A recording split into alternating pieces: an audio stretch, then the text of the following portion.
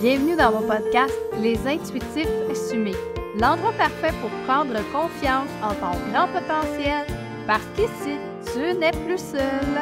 Découvre des gens inspirants qui ont sensiblement un parcours similaire au tien.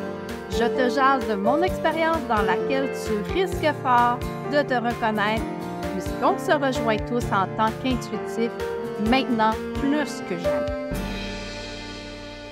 Si tu arrives dans mon univers aujourd'hui et que tu ne me connais pas encore, je m'appelle Marie-Ève Fredette. Je suis accompagnatrice de l'âme, messagère des mondes subtils et aujourd'hui, j'avais envie de te parler de mes expériences avec les défunts.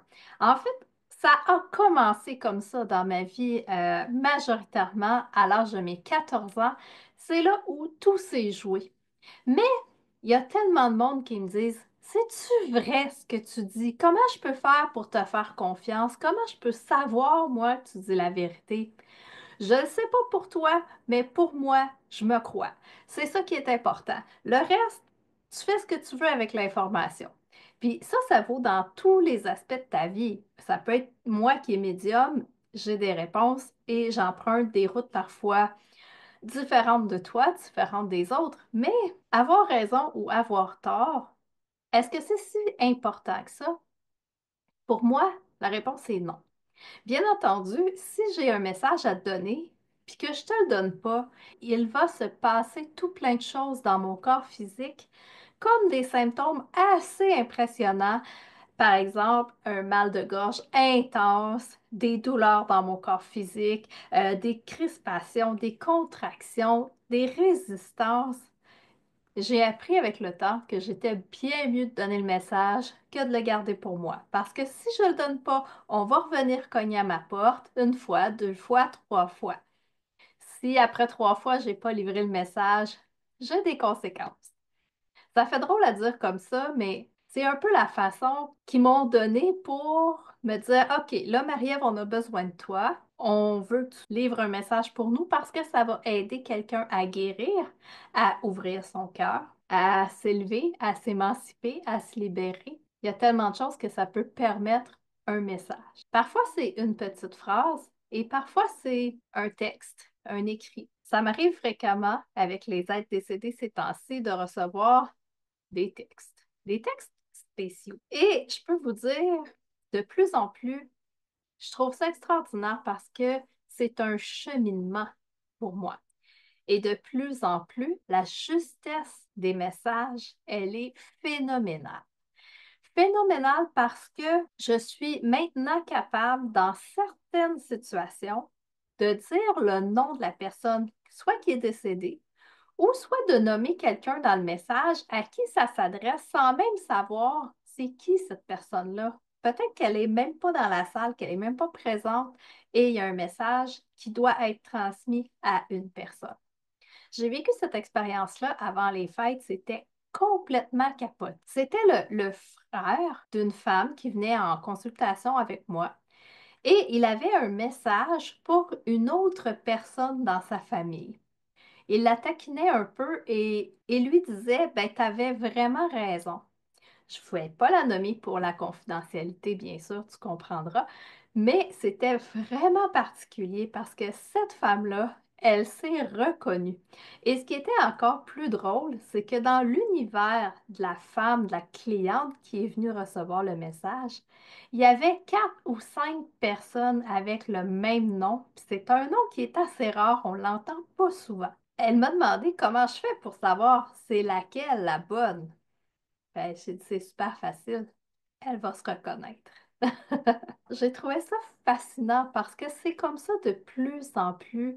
Les guidances avec des noms, avec des précisions extrêmement pointilleuses pour que la personne croit pleinement en le message reçu. Qu'est-ce qui est plus important, me dirait une bonne amie à moi? Est-ce que c'est la messagère ou est-ce que c'est le message? J'ai envie de te dire le message, bien entendu. C'est fascinant. Fascinant parce que ça fait déjà plusieurs fois que je suis capable de nommer un nom. Donc, il y a eu d'autres consultations que j'ai eues et c'est un enfant qui était décédé. Cet enfant-là s'appelait Raphaël et ça n'arrêtait pas de me dire, voyons, Raphaël. Raphaël. Raphaël est là. Mais moi, je suis un peu naïve dans ces moments-là, puis je me dis, bah, c'est juste dans ma tête. Ça ne doit pas être vraiment ça, ou c'est l'archange Raphaël qui est là, ou peu importe. Mais non, c'était vraiment le nom de l'enfant qui était décédé. Et un peu plus tard, je reçois une autre personne et là, je dis, c'est quoi le nom de ta mère? Je vais quand même doucement. Ben, j'ai quand même des doutes à l'intérieur de moi, on va se le dire, là, c'est quand même délicat de nommer quelqu'un puis que la personne a fait, ben non, je connais pas du tout. C'est déjà arrivé qu'il y ait des mélanges dans le canal parce qu'il y en a plusieurs, moi, qui veulent passer, qui veulent livrer des messages. Et la cliente, elle est là, elle est avec moi et là, ça n'arrête pas de me dire Pauline, Pauline. Il n'y en a pas beaucoup des Paulines, mais Pauline, c'était le nom de sa mère. Des histoires comme ça, j'en ai de plus en plus. Mais j'ai envie de te raconter aujourd'hui la première fois de toute ma vie que j'ai vécu une expérience avec un être décédé. Il n'y a pas beaucoup de gens qui le savent, il y a mes amis proches. J'en parle de plus en plus parce que je me fais de plus en plus confiance, mais ça a pris du temps avant que j'accepte cette réalité-là. La personne dont je parle, c'est une personnalité connue dans le monde du show business il y a très longtemps. Dans les années 90, je ne sais pas si tu te souviens de Gaétan Giroir. C'était un animateur à la télévision à l'émission JE.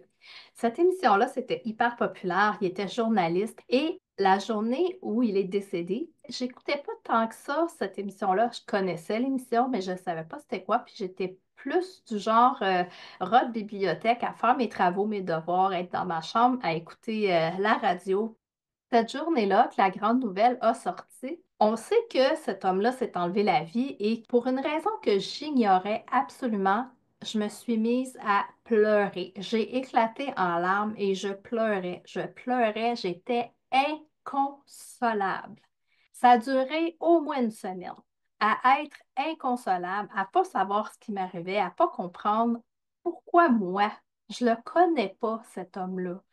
Et finalement, ça a été la première fois où j'ai eu quelqu'un, un être décédé dans mon canal officiellement. Il est venu me voir et je l'ai reconnu. Tu sais, j'avais déjà vu c'était qui, il s'est présenté exactement de la même façon. Et il m'a dit une petite phrase, mais une petite phrase tellement particulière, ça a marqué ma vie complètement. Il m'a dit, dis à ma femme et mes filles que je les aime. Là, je me suis dit à moi-même, je dis, OK, là, ça, c'est un gros mandat parce que, premièrement, je te connais pas, je sais pas t'es qui, je sais même pas que t'es marié, je sais pas que t'as des enfants, puis je sais encore moins c'est qui, comment les retrouver, puis je les retrouverai pas. Ça a été tellement intense comme moment que ça m'a marqué profondément. Ça a été un élément déclencheur parce qu'après ça, il y en a eu plusieurs qui ont essayé de rentrer dans mon canal et bon, j'ai fini par dire oui, par avoir confiance, par dire, OK. Je sais pas ce que tu veux, puis je sais pas pourquoi tu fais ça, je sais pas pourquoi tu es là, mais je vais t'écouter, puis je vais juste voir ce que je peux faire. Ça a pris au moins 20 ans avant que je puisse parler de cette expérience-là à quelqu'un. Il y a quelques années, ma mère était dans un groupe de méditation et il parlait justement des êtres décédés, puis tout ça. Puis je racontais à ma mère la première fois que j'avais eu dans mon canal quelqu'un, un être décédé, puis je lui avais raconté que c'était Gaétan Giroir. Et là, elle me dit, aïe, c'est donc bien spécial parce que dans notre groupe, il y a quelqu'un qui connaît sa femme, puis ses filles, puis elle nous en parle. Oh! Ah, ben, je, en tout cas, je dis, tu lui diras qu'il faisait dire qu'il aimait sa femme et ses filles, puis c'est comme ça. Mais après ça, je j'ai pas eu de nouvelles, jamais de feedback, puis probablement que j'en aurai pas non plus. C'est pas dans mes attentes, mais je trouvais ça tellement beau comme expérience, tellement impossible de douter. Impossible. Je savais pas, moi, qu'il y avait deux filles. Effectivement, il y avait deux filles, puis sa femme. Les synchronicités étaient parfaites. C'était merveilleux. Ça pouvait pas être plus précis, en fait. Même si, à l'époque, je savais rien, j'avais aucun détail. En une seule phrase, j'avais tout ce qu'il fallait.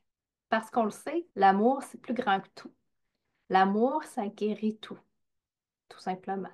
Il a utilisé la phrase qui convenait pour que le message se passe. Mais c'est très particulier tout ça. Et on me dit encore, oui, mais Marie-Ève, malgré tout ça, c'est vrai ce que tu dis? Comment je peux te croire? Je sais pas. Je sais pas, moi, je peux pas te dire crois-moi absolument. Ma vérité, c'est celle-là. C'est comme une grande salle, en fait, la médiumnité, où tu as plein de gens qui vont chuchoter dans différents langages, qui vont parler, certains vont parler juste des petits mots, d'autres vont dire des phrases, et pour d'autres, ça va être cacophonique, ils vont mélanger des langages.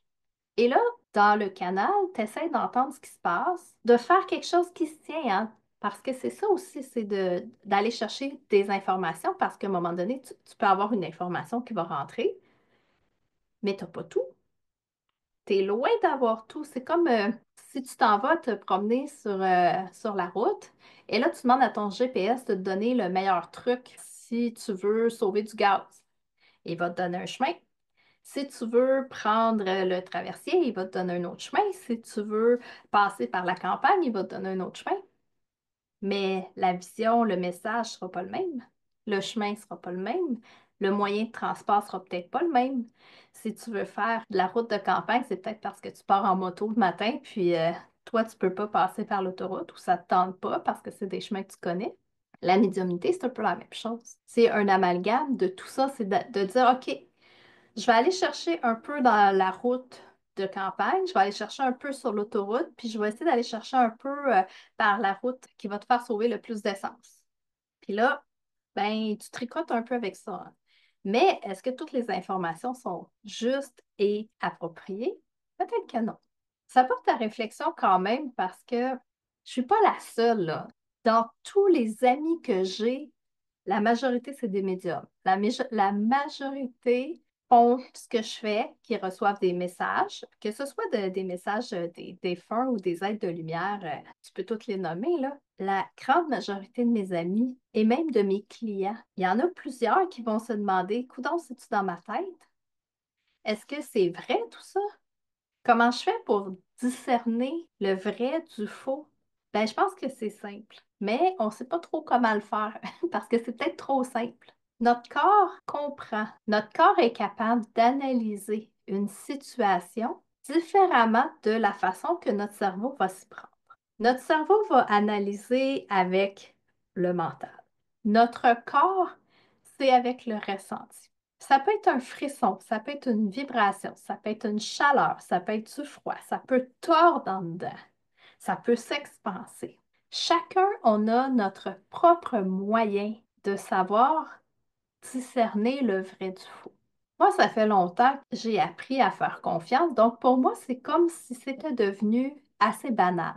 Mais j'ai vécu une expérience cette semaine assez extraordinaire qui m'a permis de comprendre à l'intérieur de moi, quand mon corps il réagit comme ça, c'est assurément parce qu'il se passe quelque chose puis que je dois comprendre quelque chose. Je sais quand ça tord, ça va tordre au niveau de mon plexus, ça va tordre au niveau du cœur, mais ça tord dans tous mes muscles physiques quand je suis pas à la bonne place ou quand c'est pas la bonne personne que je dois aller vers cette personne-là ou que la personne, ce qu'elle dit, c'est pas la justesse, c'est pas divin. Tu peux dire que qu'elle est dans son ego. Moi, je trippe moins à dire ça, mais tu vas comprendre si je te dis ça. Et à l'inverse, on m'a montré que si je suis dans mon cœur, que mon cœur il s'ouvre, que mon cœur est ouvert, OK?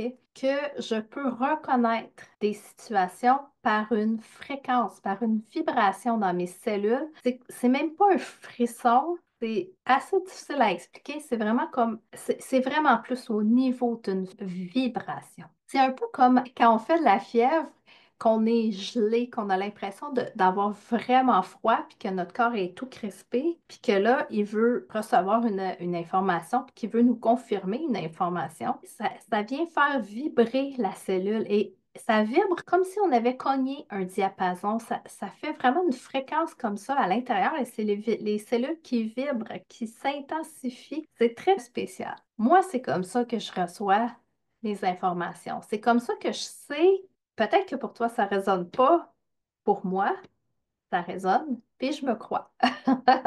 Bien entendu, je t'invite à toujours prendre ce qui t'appartient, à ce qui te convient, parce que tu as toujours le libre arbitre. C'est super important, le libre arbitre. J'ai l'impression de faire un peu de coq à l'âne. Je te parle d'être décédé, je te parle de libre arbitre, puis en même temps, Ça va ensemble parce que ça fait toute partie de cette médiumnité-là qu'un intuitif peut rencontrer au fil du temps. Si toi, tu es un intuitif, ça se peut très bien que tu doutes de toi.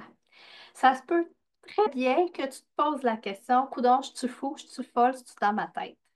La réponse est fais confiance à ton corps. Il ne te mentira jamais. Il connaît la vérité.